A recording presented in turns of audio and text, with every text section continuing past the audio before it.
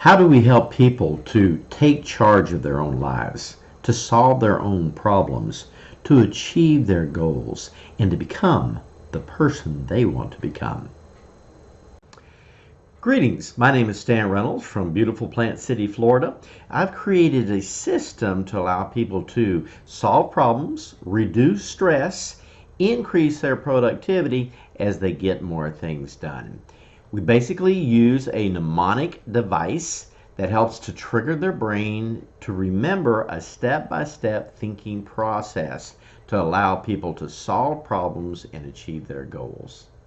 My Aunt Betty says that I teach common sense. That's not so common anymore. In reality, that's true, but my goal is to back it up with empirical evidence, good hard science, that the things we teach actually do work. We are going to use a mnemonic device called the LogicDie. Each side teaches us a lesson. Like side 5 is like a big wheel that turns. Every time we mark something off our to-do list that we got done, we begin to turn our wheel by one specific notch. Now normally we think about die or dice as something like this, a game piece, something that's a toy or a thing of chance. Where this is a thing of chance, this is a thing of choice. Where this is a toy, this is a tool. With this you may race around the board and go as fast as you can. You might roll a 4, which would be good. 5 would be better, but we know that 6 would be your highest, would be your best. With this you take a chance at doing your best. With this you're going to choose to do your best. But how do you do your best? By focusing on one thing at a time. Every time we've ever done our best in our life is because we've been focused. Any one thing you focused on, you know there's two sides. There is what you know and what you don't know. So you can't have a closed mind. You need, of course, have an open mind. Ben Franklin used to take a sheet of paper and divide it right down the half, and he put pros on one side and the cons on the other. We can look and see how something affects us short term, how it affects us long term, what the cost is, what the benefit is. Is it wise? Is it foolish? Any one thing that we want to do our best on, we just begin to break that thing down. We divide so that we can decide. It's the division, it's the asking of questions that cause us to be able to understand what problems we need to solve. And 3 is so simple. We are right here in the middle. We talk to this person, get some outside advice, and then that person's gone. You talk to this person, get some outside advice, then that person's gone. But now you knew what this person knew, and you knew what this person knew about that one thing that you wanted to do your best on. So the whole learning process is as simple as focus on one thing at a time, break it down, ask yourself questions, talk to people and get some outside advice, and then focus again. That's how you can become an expert and learn anything. Focus, questions, divide so that you can decide, talk to people and get some outside advice, and then focus again. 1, 2, 3 is the entire thinking process. 1, 2, 3. Where a typical die like this has 6 sides, because it's a cube, this one will actually have 7 sides because we count the inside as the 7th side. It's invisible, you can't see it, but you know it's there. The inside gives the outside substance, and it's who you and I are on the inside that counts. Even though people judge us by our outside, if we're going to change our lives, we change it through using our minds and our cognitive processing skills. Not only does the LogicDie have 7 sides, it has 8 points. When 3 sides come together, it makes a point. Sides 1, 2, and 3 makes the top pivot point. Sides 4, 5, and 6 makes the bottom pivot point, and we pivot it like this. We do not roll it. But what is the point of the points? Because this is a mnemonic device, a memory tool.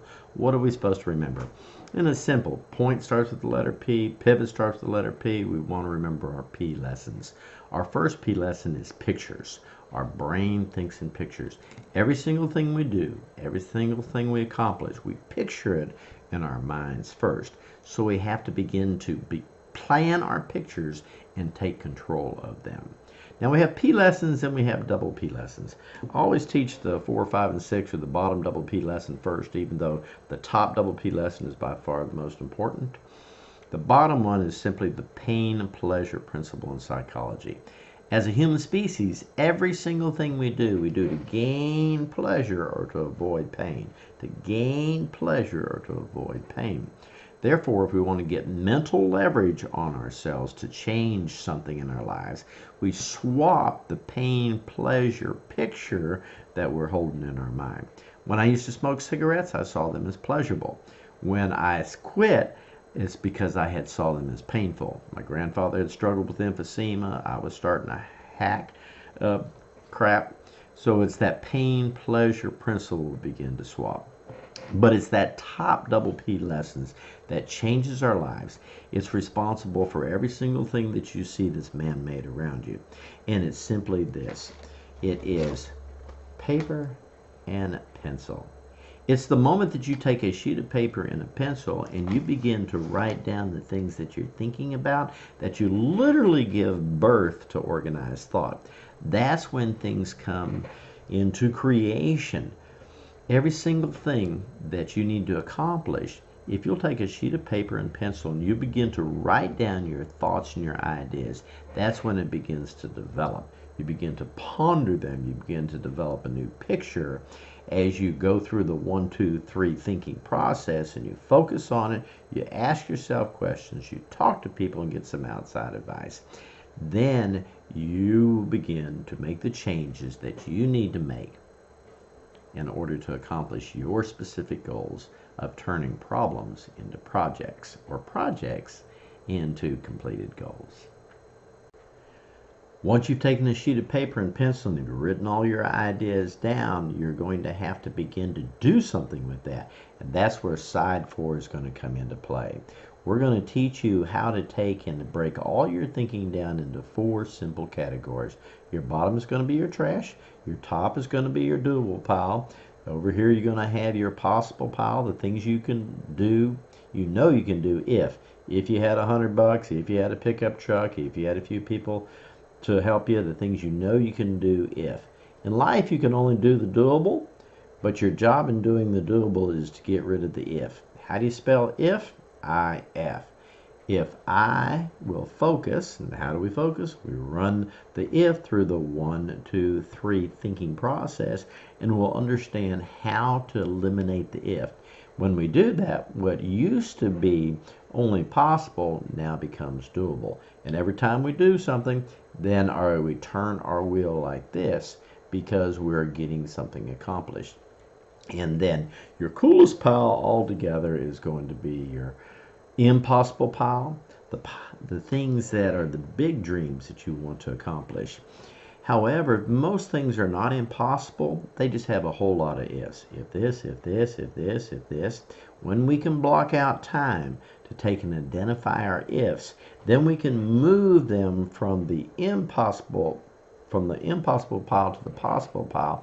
We can do the doable until we eliminate one if at a time until we have done the impossible.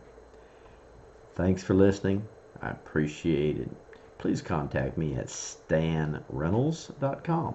Thank you very much.